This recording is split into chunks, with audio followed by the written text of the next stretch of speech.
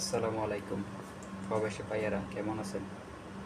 আমার মনে হয় 100% মানুষ ভালো নেই। কেন জানেন?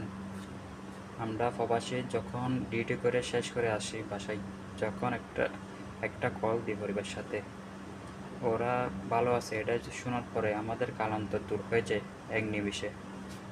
আজকে 4 দিন কথা বলতে পারতেছি না নিজের পরিবারের সাথে, মা বাবার সাথে। অনেক কষ্ট লাগতেছে।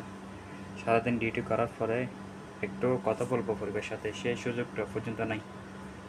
বাংলাদেশে সব জায়গায় ইন্টারনেট বন্ধ করে দেওয়া হয়েছে এই মিছিলের কারণে। ছাত্রছাত্রী নিজের অধিকার আদায় করতে গিয়ে আমাদের প্রবাসীরা ইন্টারনেটটা বন্ধ করে দিয়েছে। আমাদের কি ক্ষতি করছে প্রবাসীরা? আমাদের যে অনলাইন বিচ্ছিন্ন করে দিছে, পরিবারের সাথে কথা বলতে পারতেছে না আজকে কতদিন।